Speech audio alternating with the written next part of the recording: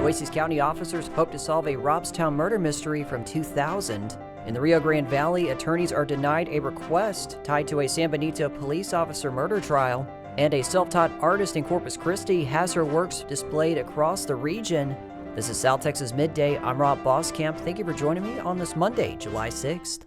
Corpus Christi City Council's next regularly scheduled meeting will be next Tuesday, July 14th. Victoria City Council will meet at 5 p.m. tomorrow at their council chambers. This week, public hearing will revolve around the first reading of an ordinance amending Chapter 24, Section 22 of the city's Code of Ordinances to remove the mobile food unit fee administered by the Public Health Department.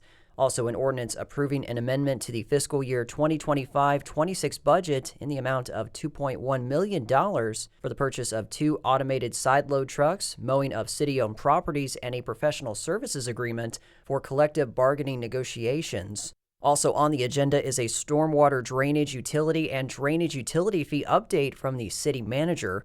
Victoria City Council meets on the first and third Tuesdays of each month. Meetings are live streamed online at victoriatx.gov and on YouTube at Victoria Texas Videos. Chris 6 News reports that Nueces County investigators released a facial reconstruction image showing what a young woman found dead in 2000 may have looked like. Authorities found her skull in a creek bed near Robstown. Investigators believe she was of Hispanic descent and between 15 and 25 years old. Detectives used advanced DNA technology along with DNA databases to try to identify her.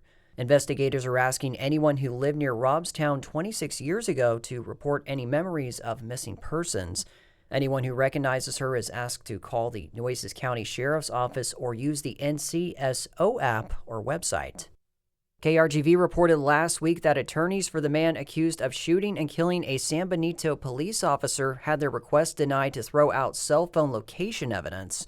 Rogelio Martinez Jr. was identified as the shooter who killed Lieutenant Milton Resendez during a vehicle pursuit in 2023. His trial is set to begin on August 10th. Defense submitted a request to throw out cell phone location evidence, but a judge denied it. Authorities consulted with Cameron County Assistant District Attorney Eduardo Sandoval about previously obtaining a geolocation tracking order under emergency circumstances to track a phone believed to belong to Martinez, that is according to court documents. Sandoval then confirmed that the situation met exigent circumstances and gave verbal authorization for the order. Defense had also argued that documentation provided in discovery did not specify provided information or criteria used to assess the legality of the order, according to court documents. Leading up to the 4th of July weekend, the Trump administration's immigration crackdown took a toll on many military veterans and their family members. Houston Public Media's Andrew Schneider reports that Immigration and Customs Enforcement, or ICE, appears to be showing little consideration of non-citizens' U.S. military service when pursuing enforcement actions. Federal law provides service members with an expedited path to U.S. citizenship, but they still need to take steps to apply. Sean Van Diver, a U.S. Navy veteran and veterans advocate, says many are now finding out they may have waited too long. There used to be prior ICE guidance that treated military service as a significant mitigating factor in deciding whether or not to pursue enforcement. That doesn't mean anything anymore. The Nonpartisan Migration Policy Institute estimates that as of 4 years ago, there were roughly 117,000 veterans in the U.S. who were neither native-born nor naturalized citizens. A spokesperson for the institute says that understates the number of people affected by the crackdown, which is also affecting non-citizen family members of veterans who are citizens. I'm Andrew Schneider in Houston. KERA reports that the Texas Stock Exchange, or TXSE, commenced trading on Monday. The TXSE, a Dallas-based startup, will initiate a phased rollout to take place this month. Today, the exchange opened to TSXE members, including approved broker-dealers, banks, and trading firms, to trade test stocks initially. Then the symbols for thousands of stocks and other equities will come online throughout the month, allowing the public to start trading. By the third quarter, exchange officials hope to have exchange-traded products listed on the exchange and corporate listings available during the fourth quarter of this year, according to a statement from the exchange. We now travel back to South Texas to the town of Beeville, where the art of portraiture showcases the lives of people not just on the canvas, but behind the easel too. The exhibit Portraiture for Perspectives continues at the Beeville Art Museum through July 18th. I had the privilege of meeting one of the featured artists, a Corpus Christi resident who was self-taught in the art form during a journey of healing and discovery. Portraiture goes beyond a face on a canvas. They can give you a glimpse of a person's soul. Every brushstroke, every detail, tells a story of who that person is. And underneath, they can even tell a tale about the artist. I never thought it was good at art. Some details may even surprise you. That Scottish-born, now Corpus Christi-based artist Alison Schutz. She is one of 4 featured artists in the exhibit Portraiture, 4 Perspectives, at the Beeville Art Museum. Growing up in the Scottish coastal town of Dunoon, Schutz believed her being a good artist was a timing issue. I didn't realize some artists take weeks on one painting. Of course, the art teacher was like, she expected it in 45 minutes, So I just didn't think I was gifted at all. The details of her life then on would help to paint the present-day picture for her. After falling in love and marrying an American sailor, Schutz followed her husband back home to the United States. They raised their family of 2 daughters in Mississippi, and Schutz even worked in graphic design for a sign shop for a season. The strokes of events that make up Schutz's art journey were, at times, painful, especially in 2003 with the tragic loss of her daughter Carrie, who was an art student in college. Didn't really take it up as therapy, but it turned into therapy. What inspired me too was, going through all her things, and a lot of her art. There was all these doodles of herself. She did these little cartoon faces, mainly. Part of Schutz's healing began in a nonprofit coffee shop that she and her husband ran, named in honor of their daughter. Carrie's Coffee House provided teenagers with a safe hangout. Unintentionally, it also created an opportunity for Schutz to develop her artistic ability. When the kitchen closed, it'd be kind of a quiet time, so I would get books to read. One of those books was How to Draw Lifelike Portraits from Photographs by Lee Hammond. Pretty soon, with encouragement from coffeehouse patrons, Schutz realized one can't just read about learning to draw.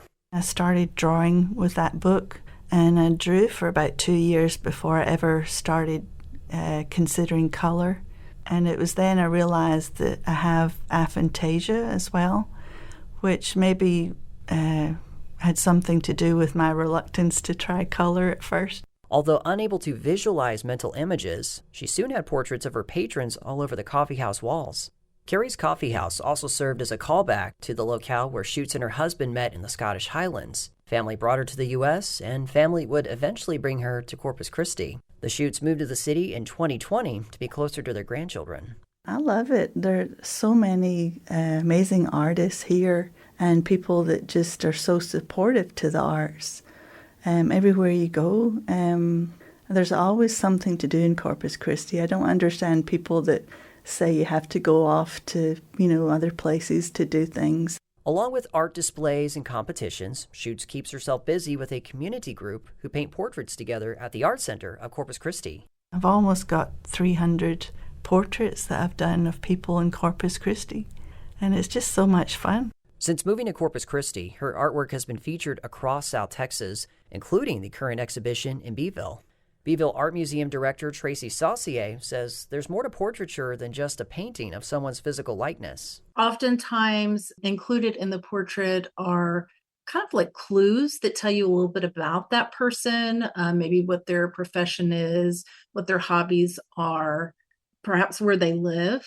Something she says Schutz has caught on to very well. She's a self-taught artist, which looking at her artwork, it's amazing and shocking that she's self-taught, and hers are mostly very serene and peaceful, very, very classical. One of Schutz's favorite works, currently displayed in the Art Museum of South Texas in Corpus Christi, is a portrait of late local icon Ronnie Pointy Boots Mathis. He died earlier this year from prostate cancer, but Schutz painted a portrait of him in 2024. So glad I did that. Just felt led to capture him. Everywhere he walked, his clothes and his belt buckles and everything that he made, he was just a walking artist. So I felt like he needed represented, As portraits have demonstrated for centuries, Mathis's legacy lives on in Schutz painting, which continues to inspire the eye of the beholder. Best work of art I've ever seen, and Ronnie looks great in it. That's Mike Barnes, a longtime friend of Mathis. He and his wife attended the unveiling of the portrait in 2024. Schutz' artwork has edged numerous faces, praises, and accolades across Mississippi and South Texas over the past 15 years. She also hopes it will inspire others to pursue a passion she found later in life. And I just enjoy sharing my love for art, hoping that, I'll encourage some child, or like when you're doing art walk and children and, teenagers come up to you and start asking questions and talking to you. There's no better feeling than, trying to tell them how much fun it is to paint.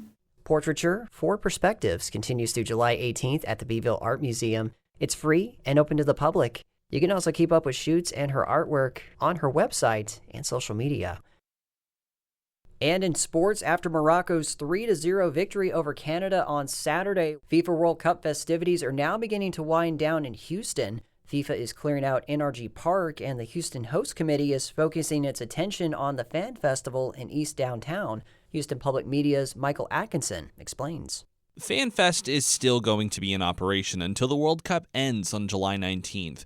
For all intents and purposes, their operations look exactly the same. But FIFA is now clearing out of NRG Park, removing all World Cup signage, security fencing, and, importantly, taking out the natural grass pitch. Here's Chris Canetti, president of the World Cup Host Committee in Houston. All of that will start to come down so that the stadium can transition out of FIFA World Cup mode and into getting ready for the NFL season. FIFA has exclusive use of the stadium until July 11th, after which point they will have to share the stadium. In August, the stadium will officially transition to its new name of Reliant Stadium, and more Reliant-related signage will be put up. I'm Michael Atkinson. And speaking of World Cup celebrations, Chris 6 News reports that Corpus Christi FC strength and conditioning coach Jimmy Gamble was honored by the Egyptian National Team Supporters Association of the United States and Canada during Egypt's FIFA World Cup match in Seattle on June 26th. And that is the latest news and information on South Texas Midday. I'm Rob Boskamp. Your community arts calendar and more is on the way.